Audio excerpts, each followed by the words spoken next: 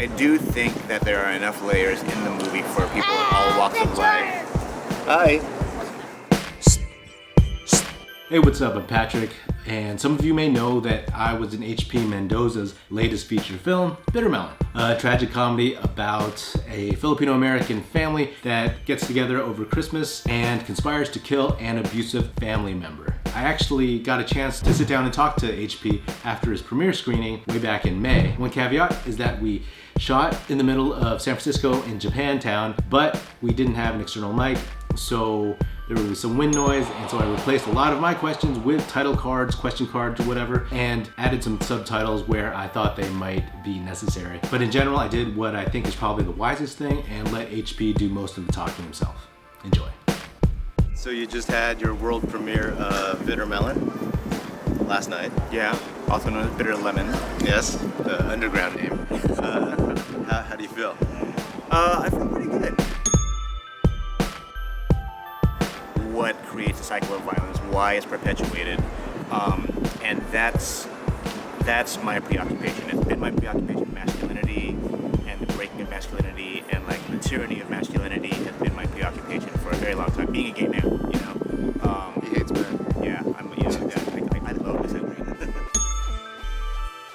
I don't want to be prescriptive, but if I could talk about like some hopes that I have, I really do feel like there are multiple layers to the film, and that sounds like a cliche. It's like, oh yeah, I filmed an onion, right? Like whatever you want, you'll find in one of those layers. I filmed an onion. It's like, is that a thing?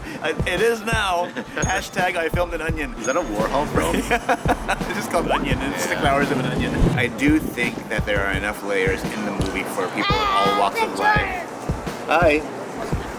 I think there are enough layers in the movie for people of all walks of life to walk away with their own interpretation of things.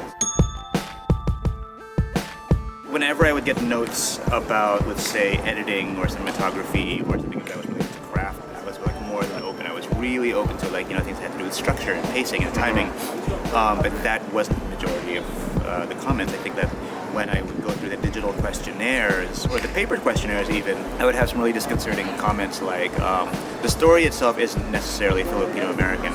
Have you considered shooting with regular actors? At which point I'm thinking, boy, this is what it means to make a real movie, huh? People would start asking questions like that. That wasn't isolated, there was an actor who was actually standing in one of the test screenings who just kept saying over and over again, I couldn't tell any of them apart. They all look the same to me. I would like for people to think about the nature of the apology.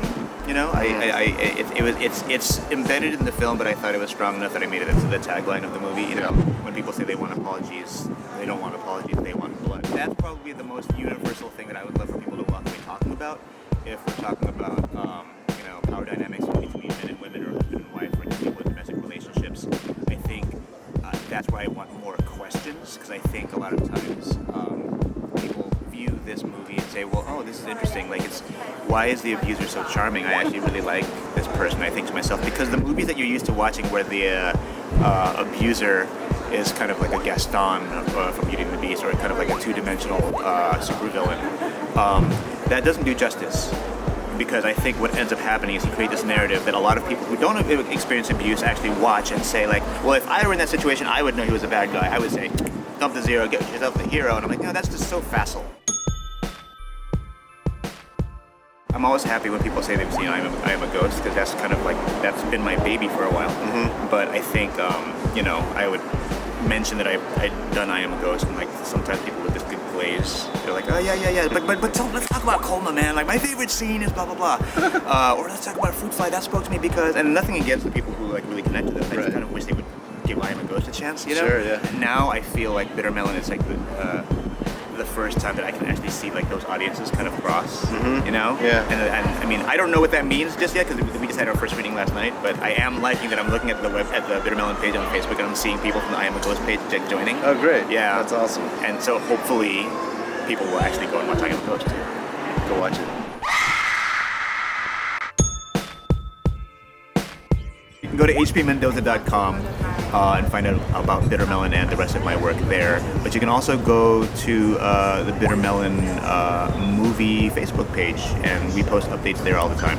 So yeah, find me on Twitter, Facebook. I forgot what I just said.